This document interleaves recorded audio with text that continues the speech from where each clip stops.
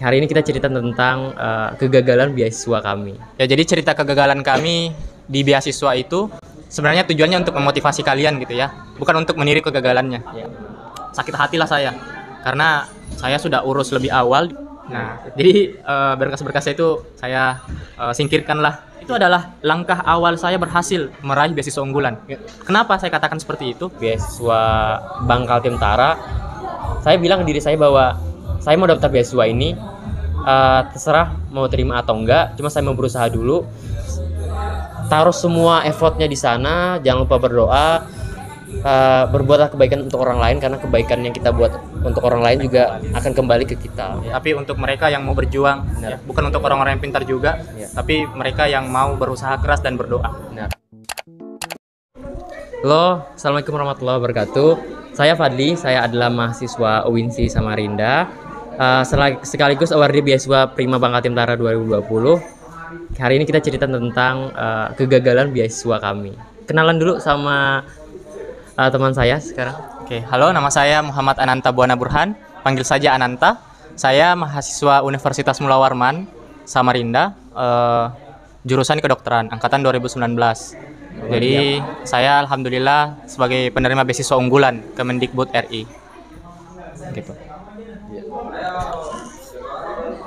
Mau cerita, jadi dibalik cerita sukses lah istilahnya ya dari kami awardee beasiswa itu ada kegagalan sebelum dapat dibalik itu. Dari Ananta dulu deh, gimana? Gagal apa? Ya, jadi cerita kegagalan kami di beasiswa itu sebenarnya tujuannya untuk memotivasi kalian gitu ya, bukan untuk meniru kegagalannya, tapi untuk memotivasi kalian supaya tidak patah semangat dan juga terus termotivasi untuk mendaftar beasiswa. Nah, jadi cerita kegagalan saya itu dimulai pada saat waktu itu pergantian presiden, presiden 2 periode Jokowi, tapi pergantian menteri, gitu, menteri pendidikan tahun 2019 waktu itu. Dan beasiswa unggulan itu masih simpang siur kabarnya. Ada yang bilang tetap dilanjutkan, ada yang bilang dihentikan di zaman menteri ini gitu. Nah, akhirnya saya melepaskan fokus ke beasiswa unggulan. Saya mendaftar beasiswa PPA. Gimana itu? Pokoknya saya urus berkas beasiswa PPA itu. PPA itu adalah peningkatan prestasi akademik. Ya. Itu dari pihak kampus. Dan besarannya kurang lebih 400 per bulan. Gitu. Dan jangka waktunya hanya 1 tahun. Saya daftar beasiswa itu, ngurus berkasnya segala macam, karena saya diberitahu lebih dulu informasinya oleh keluarga saya di kampus. Tante saya dosen di HI. Nah, saya daftar, kemudian saya ke fakultas gitu, untuk mendaftar secara resmi lah. Lalu saya bertemu dengan pihak fakultas. Tahu-taunya saya nggak diterima. Alasannya karena IP saya waktu itu tidak cukup, karena nilainya belum keluar semua gitu. Sedangkan IP teman-teman yang lain itu di atas saya. Yang akhirnya lain itu apa? Teman-teman yang mendaftar yang lain Semua prodi. Jadi ada prodi kedokteran gigi dan prodi kedokteran umum. Nah, jadi yang diprioritaskan waktu itu adalah yang mempunyai IP lebih tinggi dibandingkan saya. Iya, benar. Karena PPA kan? Akhirnya saya protes tuh, kenapa sih dok, saya nggak diterima gitu. Padahal saya masih punya kesempatan ini untuk memperbaiki nilai gitu ya. Saya nggak jauh-jauh beda amat kok dengan teman-teman saya yang lain. Tapi alasannya ditingkatkan lagi tuh alasannya supaya saya menyerah mendaftar itu. Waktu itu dibilang sudah cukup kuotanya gitu. Jadi kita menerima beberapa kuota aja untuk fakultas yang akan dikirimkan ke universitas. Sakit hatilah saya, karena saya sudah urus lebih awal dibandingkan teman-teman yang lain. Hanya karena IP ya, yang tidak jauh beda dengan teman-teman yang lain, akhirnya saya ditolak pihak fakultas. Nah, jadi berkas-berkasnya itu saya singkirkan lah gitu ya, dan cari beasiswa-beasiswa yang lain gitu. Akhirnya Allah menentukan skenario-nya, mendaftar di beasiswa unggulan. Alhamdulillah bisa menerima beasiswa unggulan yang jauh lebih besar menurut saya gitu ya.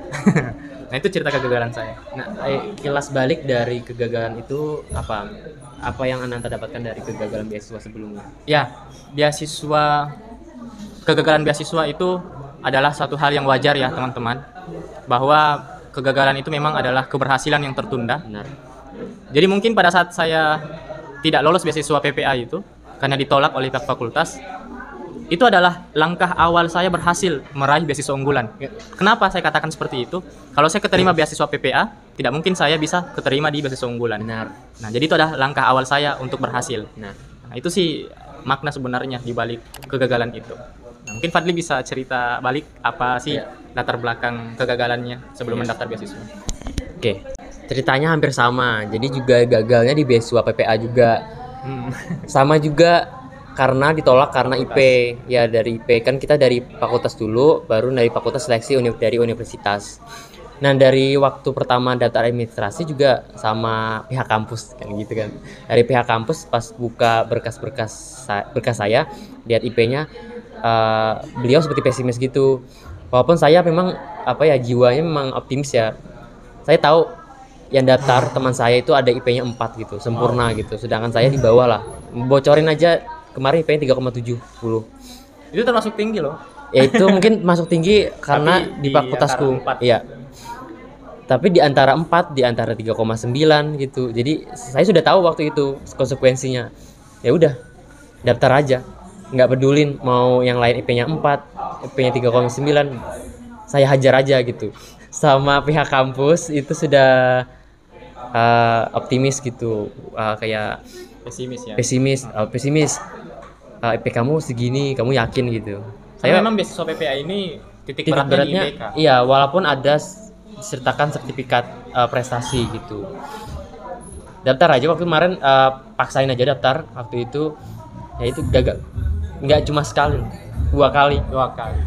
Dan yang waktu kedua itu IP saya sudah 3, hampir 4, cuma tetap gagal. Saingannya itu yang IP 4, ya IP sempurna gitu. Tapi dibalik itu waktu itu saya sudah kayak sudah bilang capek daftar beasiswa sudah 2 kali loh, nggak cuma sekali tolak. Waktu itu buka juga beasiswa Bank Kaltim-Tara. Saya bilang ke diri saya bahwa saya mau daftar beasiswa ini, terserah mau terima atau enggak, cuma saya mau berusaha dulu. Ya, dan berhasil. Alhamdulillah. Gitu. Dan dari itu saya juga mikir ternyata yang di atas punya skenario yang lebih baik untuk kita. Bukan berarti kita gagal di beasiswa sebelumnya teman-teman harus nyerah gitu. Bayangin kalau saya waktu itu nyerah dan nggak mau coba lagi atau trauma daftar beasiswa, saya nggak bakal sampai di titik ini menjadi awardee beasiswa. Jadi teman-teman jangan nyerah, coba terus sampai dapat beasiswa, karena beasiswa itu bukan untuk orang pintar teman-teman. Beasiswa itu untuk orang yang mau berusaha, berjuang. Jangan ditiru kegagalannya. Kalau bisa lulus beasiswa saat itu juga, lolos saja. Semoga bisa memotivasi teman-teman untuk berusaha aja, berusaha terus, taruh semua effortnya di sana. Jangan lupa berdoa, berbuatlah kebaikan untuk orang lain, karena kebaikan yang kita buat untuk orang lain juga akan kembali ke kita. Dari Ananta ada pesan nggak? Oke, intinya semangat aja gitu ya teman-teman.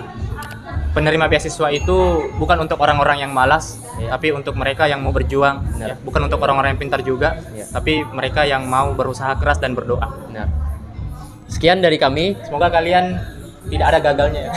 Iya, jangan tiru kegagalan kami, tapi tirulah kesuksesan kami. Terima kasih.